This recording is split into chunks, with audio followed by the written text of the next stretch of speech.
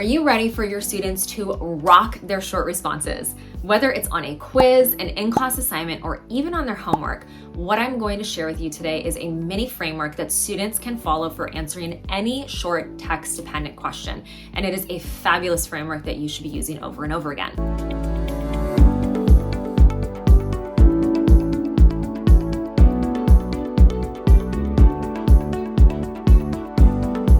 Now, ideally, students would start writing these types of mini responses after they've written full-blown essays, or what we call responses to literature here at EB. So you want to make sure that your students are familiar with a full essay. At EB, that would be our EBW approach, and then you would break it down into these shortened steps. So whether or not you use our EBW approach or another writing framework, what I'm going to share with you today is something that you really just want to bring into your writing classroom regardless. Now, as you listen to this, you might think, okay, well, what you're describing sounds a lot like the RACE formula, but I want to invite you to see how the mini framework that I'm going to share with you today actually goes a whole heck of a lot deeper than RACE and helps students create a well-organized text-dependent response. Now, we also have a whole separate video that you can go watch all about RACE if you'd like to as well, and we can include the information where you're watching this video. So a short text-dependent paragraph is going to include 6 different elements. Now, the first element is the claim. Then we have the premise, then intro to evidence,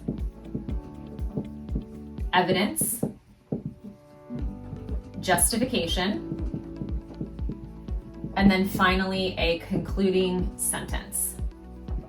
All right, so this is everything that's going to be included in a short text-dependent paragraph. Will have all of these elements in it. All right, so I want to go into each one of these more in depth and explain what each one means. All right, so starting with the claim is a clear answer to the prompt. You're not explaining why here or stating why yet. It's just the clear answer to the prompt. It can be arguable and it should be able to be backed up with evidence from a text. And in a short text-dependent response, the claim would also have the tag, which stands for title, author, and genre if you use our EBW approach. Now, the premise, this is the reason that supports the claim. And then an intro to evidence is exactly as it sounds. It's a phrase that introduces the evidence. So it might be something like the author states or according to the text or things along those lines. Now, evidence is an exact quote from the text, but we want to make sure that the quote supports both the premise and the claim because we're answering the prompt, right? And then the justification, this is the analysis or the evaluation of the evidence. And the justification should actually include 2 different sentences. So the first sentence explains how the evidence supports the premise and then how all of this supports the claim, because that's how we tie it back to actually answering the prompt. And then finally, the concluding sentence, this one down here, this wraps up the whole paragraph. And honestly, it can even be combined with that second sentence of justification if your students are able to do that. And it's helpful when students use like sentence stems for this concluding sentence. Otherwise, their paragraphs tend to just like all of a sudden end. And you're like, wait, that's not helpful. That means nothing to me at all. So some helpful sentence stems might be things like, in conclusion, the evidence presented strongly supports, or based on the evidence, or the evidence leaves no doubt that blah, blah, blah, right? So we can give them those sentence stems to kind of help them and then eventually take them off.